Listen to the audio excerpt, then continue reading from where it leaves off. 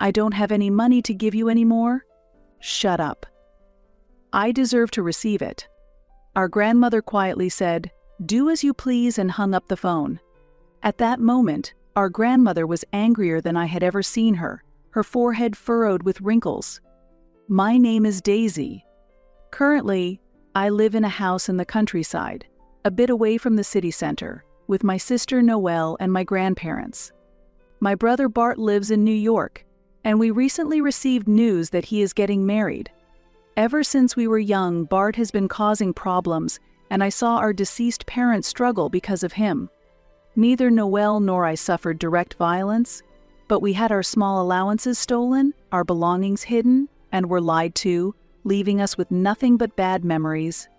In other words, I have almost no good memories with my brother. In his senior year of high school, as he was preparing for university entrance exams, Bart expressed a desire to go to a university in New York and live alone there. Our parents were worried about him living alone, especially moving to New York, and were opposed to it.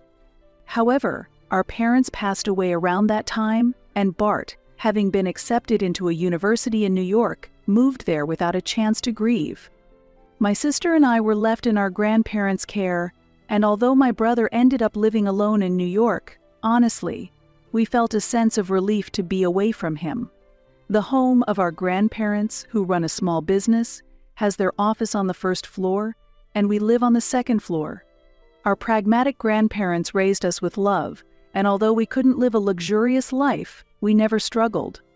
Later, my grandmother mentioned that my brother had graduated from university and found a job, but I haven't heard the details. Initially, my grandparents kept in touch with him frequently, but as time passed, they rarely contacted him unless there was something important. More often, even when we reached out, there was no reply from my brother, and he never once came back to our grandparents' house during breaks from university, such as during the summer holidays. About 10 years have passed since then, and now both my sister and I are working as adults, and my brother must be around 30 years old. While living in New York, my brother found a girlfriend and seems to be getting married soon.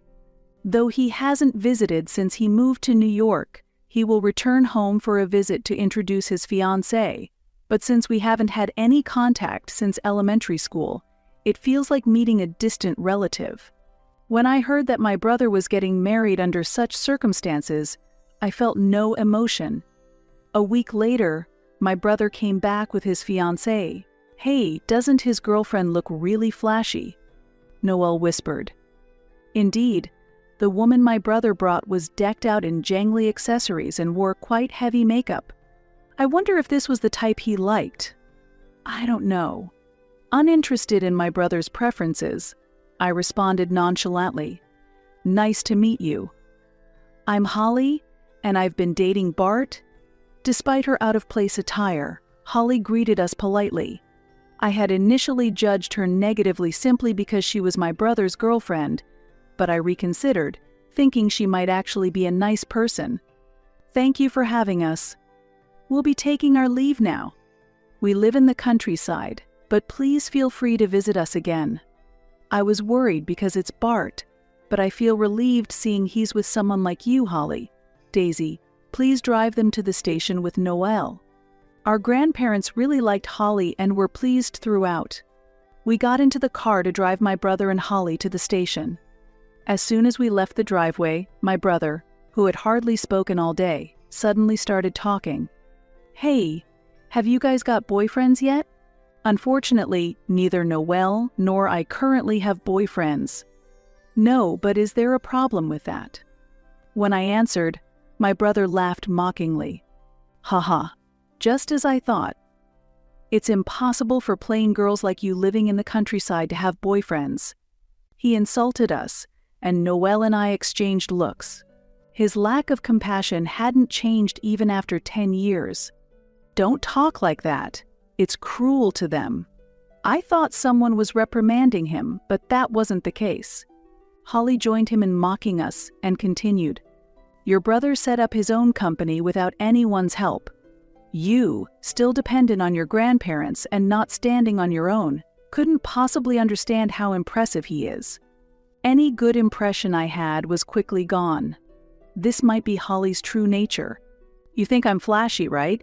But you know, this ring, these necklaces, and the wristwatch were all bought by Bart with the money he earned through hard work.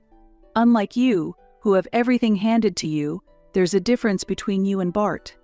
She tapped her head with her finger, as if to point out that she was smarter. I was stunned by Holly's condescending tone. I had never heard before that my brother was running a company. However, comparing our lives, having been living comfortably under our grandparents' care, to my brother who moved to New York on his own, she might be right. That's the thing. Unlike you, who were raised in a greenhouse, I climbed up here on my own strength. If anything happens to Grandpa's company, leave it to me. You wouldn't understand how to manage it, would you? I'm kind enough to let you live in the attic, he said. Aha! Holly laughed loudly, as if she agreed with him. The car was completely dominated by their pace, and the discomfort was indescribable. The station began to appear faintly in the distance. The brief 10-minute ride felt incredibly long. Just make sure you take care of the old folks until they drop dead, he said as we parked the car. I clenched my teeth in anger. I think Noelle felt the same, but she didn't retort. It was hard to understand why he would demean our grandparents so much, and I knew trying to understand his reasoning would be futile. I'm worried about Grandma and Grandpa, but since he has done no harm to them, let's just wait and see a bit longer. On the ride back, we decided to keep silent. I really wanted to tell our grandparents everything right away and keep my brother and his girlfriend away from them. However, recalling the happy faces of our grandparents earlier made it hard to speak up immediately. After that, for a while there was no contact from him as before. Of course, I wouldn't contact him under any circumstances. I disliked even hearing his and his girlfriend's voices, let alone seeing their faces. Then, unexpectedly, an incident occurred. Hello, Daisy. I received a call from Grandma during work, her voice sounding anxious from the other end. Grandpa fell down and has to be hospitalized. Hospitalized? What happened? Grandpa had apparently fallen while riding his bicycle and hit his head. There was no life-threatening injury, but he needed to be hospitalized for examinations just to be safe. I'll finish up work quickly and come to the hospital as soon as I can. Then, Grandma's unexpected reply came. That's all right. Bart said he's off today and he'll visit to check on him. Bart is. It was out of character for my brother to voluntarily offer to visit. There must be an ulterior motive. Yes, I just talked to Bart on the phone about Grandpa, and he said he would come. He should be arriving soon. While I doubted that he would directly harm our grandparents, I couldn't shake off a sense of unease. I wanted to go back right away, but piles of unfinished work made it difficult to leave immediately. After talking with Grandma, I reached out to Noelle, but she was also in a situation where she couldn't immediately head to the hospital. After finishing work, by the time I arrived at the hospital, it was already getting dark, and Bart had completed his visit and returned to New York. I'm sorry I'm late, Grandpa. How are you feeling? Thank you for coming, Daisy. Sorry to worry you, but I'm doing fine, as you can see. As soon as I entered the hospital room, I checked on Grandpa's condition and breathed a sigh of relief to see him looking well. Where are Grandma and Noelle? I looked for my sister and Grandma, who should have arrived earlier. They just went out to buy some drinks. Didn't you see them? I see. I'll go check on them. Although I felt bad for leaving Grandpa right after arriving, I decided to go outside. Grandma and Noelle were deep in conversation in the hospital courtyard. When they noticed me, I waved at them, but they just waved back with somber expressions. I became worried that something was wrong. What's wrong with you two? You both look so gloomy. Grandpa seemed fine, though. It's good that Grandpa is fine, but actually we were just discussing something concerning Bart, Noelle replied. Grandma briefly explained what happened during my brother's visit. At first he seemed concerned for Grandpa and made small talk, but eventually he began asking detailed questions about insurance, the future of the company, and even inheritance. Grandpa is happy that Bart has grown up, but something about it bothers me. He kept asking if this hospitalization wasn't life-threatening. Hearing Grandma's words was shocking.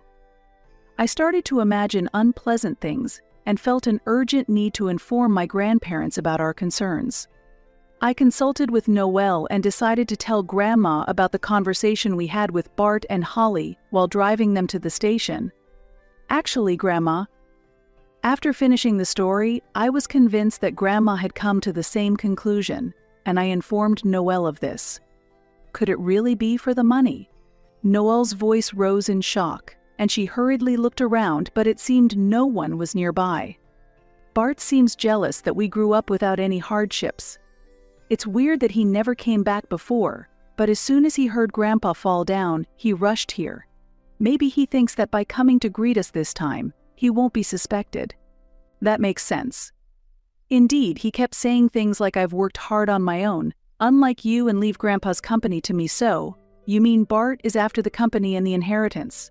But making a good impression on Grandpa now won't work out, right? Grandma nodded emphatically as she listened to our conversation. I agree with you two.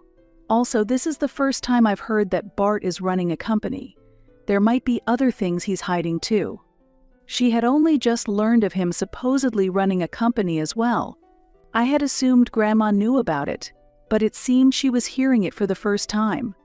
It's getting more suspicious. Grandpa doesn't seem to be on guard at all, but what should we do? As a result of our discussion, we concluded that the best thing to do then was to prevent Bart from meeting Grandpa. Perhaps hinting that we know he's after the inheritance might make him give up. While it was pitiful to think of Grandpa dismissing his visiting grandson, it was a necessary measure. Indeed, the day's visit was likely calculated to ingratiate himself with Grandpa to secure a larger share of the inheritance. He now posed a potential threat to us. It feels somewhat wrong to keep Grandpa in the dark about this. At Noelle's words, both Grandma and I nodded solemnly. That night, following our discussion, Bart called Grandma. The three of us exchanged glances and switched the phone to speaker. I want to visit again tomorrow with Holly, he said. You don't need to visit again. I don't know what you're thinking, but even if something happens to Grandpa, there's no more money left for you. Though Grandma's words about having no money left felt slightly off, it seemed he understood. Grandma, why would you say that? I'm just coming to visit Grandpa. Listen, all siblings are equal. I've said that many times before. Grandma's calm voice contrasted sharply with his rising anger. What do you mean, equal? It seemed the word equal triggered something in him, and his voice grew harsher with irritation. Shut up. What's equal about it? I have a right to receive it. I won't let the past be forgotten. His shout was so loud that the phone's audio cracked. Grandma remained silent for a moment, her expression stern, her brows furrowed more deeply than ever in anger. She finally spoke quietly, "Do as you please," and then hung up the phone. Daisy, Noelle, thank you for today. Let's go to the hospital together tomorrow. Now, let's get some rest. Grandma's voice returned to its usual gentle tone. The next day, accompanied by Grandma and Noelle, we headed to the hospital, where we would hear some shocking news. A week had passed, and then we attended Grandpa's funeral. Just as the funeral was concluding, and we were taking a breath, unexpectedly, Bart and Holly showed up. The inheritance is all ours. I couldn't forgive him for not showing up at the funeral and glared at him sharply. Why are you giving me that look? He challenged. I remained unfazed by his provocation. You two have had a comfortable life without hardships, right? Even if Bart gets all the inheritance, it's less compared to the luxury you've had. Holly declared, her makeup as inappropriate and heavy as her words. My brother has a right to the inheritance. But it seems that was never enough for them. Enough. Grandpa never said anything like that, Grandma retorted. At that, my brother smirked as if he had won. Grandpa told me directly, his will is proof. We were shocked by his claim. A will. I had never heard from Grandpa about such a thing. We became suspicious that Bart might have forced Grandpa to write the will by some means. Then, Bart took out his smartphone and began to play an audio file. The inheritance. Goes to Bart. Everything to inherit. The company too. All to Bart. Grandpa's voice echoed through the silent venue. You may not want to believe it, but that's how it is. The old man's company is mine. You guys just take care of the old lady. While Grandma and Noelle were confused, I immediately recognized that the voice was fake. The audio was clearly edited, with several unnatural breaks, as if proving it was amateur work. Probably he used something recorded during a previous visit. Well, it's a decent attempt for an amateur, but I work at a video game development company. Dealing with audio editing on a daily basis, there's no way I couldn't detect such a crude manipulation. Our suspicions about Bart's intentions during his first visit to see Grandpa were correct. I'm not surprised he fabricated such a non-existent will. And unfortunately, what Bart did is a clear criminal act, and he has lost his inheritance rights at that moment. Unaware Bart wore a smug expression, but there was no point in continuing this farce any longer. That's enough. Hey, Grandpa. As I spoke and took the smartphone in hand, Grandpa suddenly appeared at the funeral hall. Huh? Grandpa. What? What's going on? Both Bart and Holly were clearly shaken and froze. About a week ago, the day after Bart called Grandma, we were informed of a shocking plan at the hospital. It was Grandma who told us about the strategy to pretend that Grandpa had passed away suddenly. The three of us, including Grandpa, hesitated for a while, but we agreed that this was the only way to calm Grandma's anger. The attendees were locals who cooperated and played their roles beautifully. We weren't sure if the two would actually show up, but it turned out Grandma was right. What is this supposed to mean? You think it's acceptable to deceive me, your own blood relative? Bart started shouting in anger, but Grandpa sternly reprimanded him. Silence.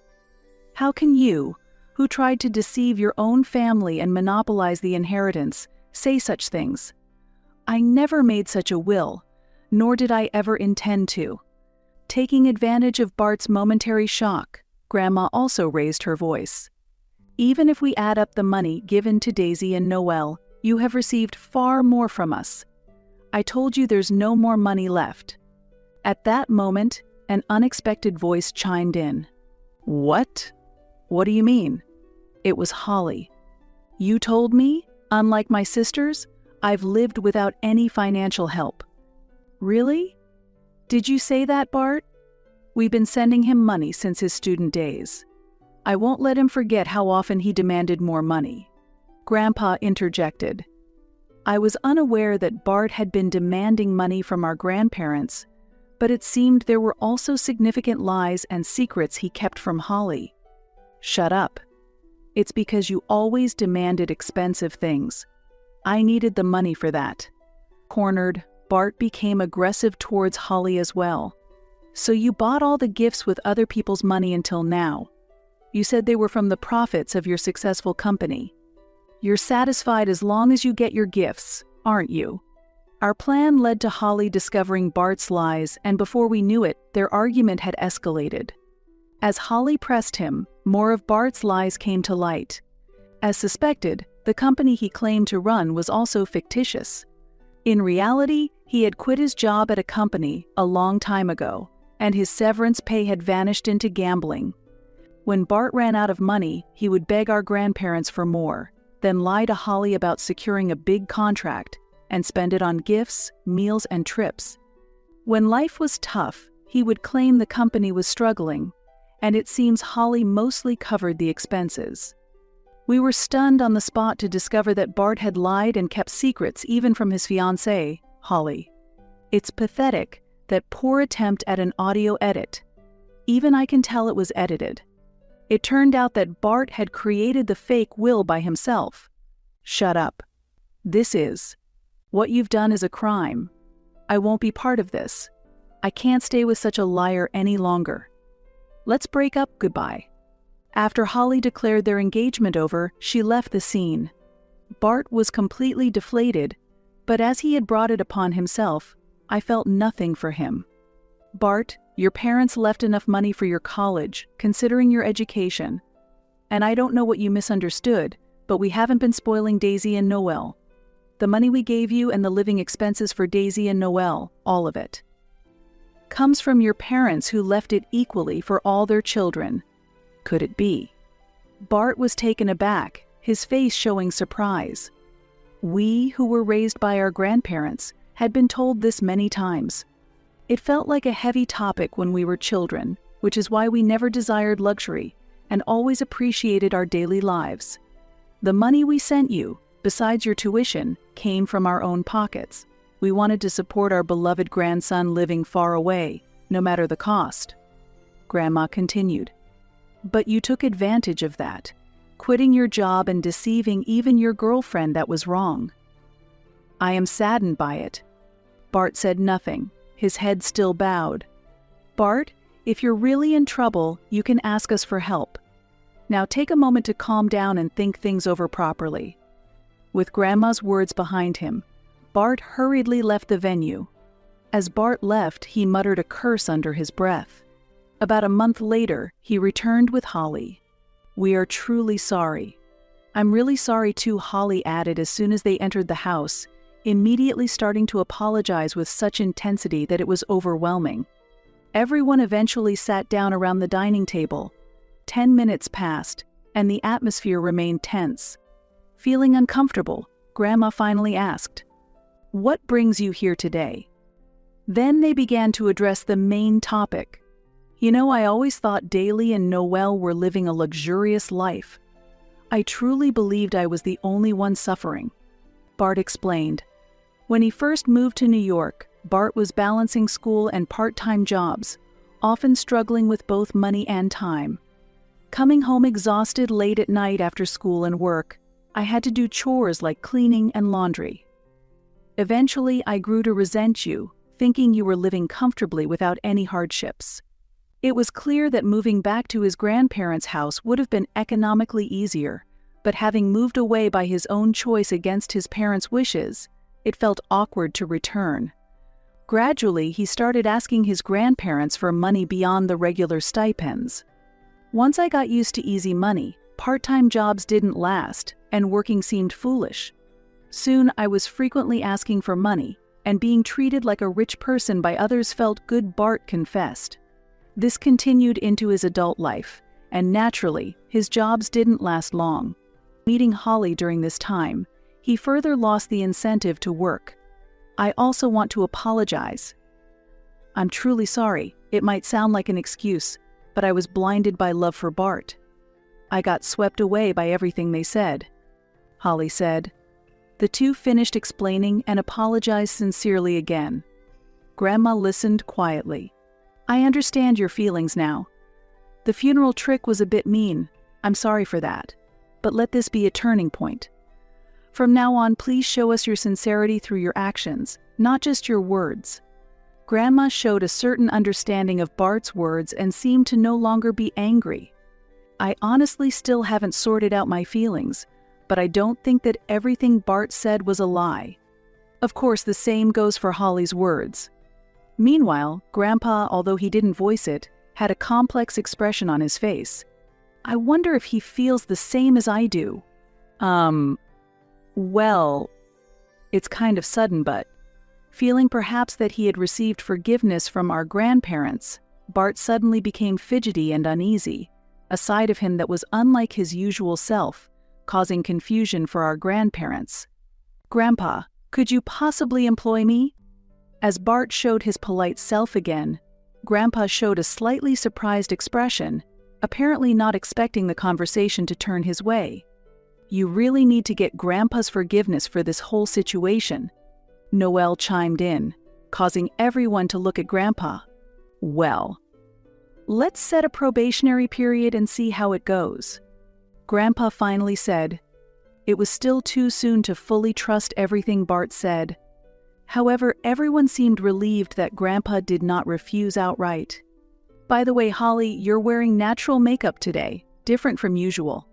I ventured, taking advantage of the lighter atmosphere to ask about something that had caught my attention. Holly's makeup was very natural and suited her well. Yes, this is actually more my style. Bart prefers heavier makeup. That conversation led to a broader discussion about the changes Bart and Holly had undergone over the past month. After the staged funeral, Bart immediately told Holly everything and sincerely apologized. Seeing this side of Bart, Holly decided to give him another chance and chose to stay. It seemed Bart was deeply grateful that Holly had returned, as he hadn't expected her to give him another chance after his apology. By the way, what would you have done if we hadn't shown up at the funeral home? Bart asked. Grandma answered simply, "Of course we would have continued pretending until the memorial party." Grandma replied with a mischievous twinkle in her eye. Hey, you were planning to keep Grandpa dead that long?" Bart exclaimed in mock outrage. Laughter filled the living room. Bart, seeming as if a weight had been lifted, showed a bright smile, and Holly looked at him with a face full of happiness. Reflecting on the events that led to their reconciliation seems unbelievable, but now, bonded by a strong connection, they will surely overcome any challenges together in the future. After proving himself during the probationary period, Bart was officially employed at Grandpa's company, and he and Holly moved into the neighborhood. Grandpa, influenced by these events, began to take both the company and the future of the family more seriously, deciding to groom Bart as his successor. Since then, whenever our days off align, everyone gathers for meals or goes out shopping together. The previous conflicts have disappeared, and a harmonious atmosphere prevails. Seeing these happy moments, I sincerely hope that this peace will continue forever.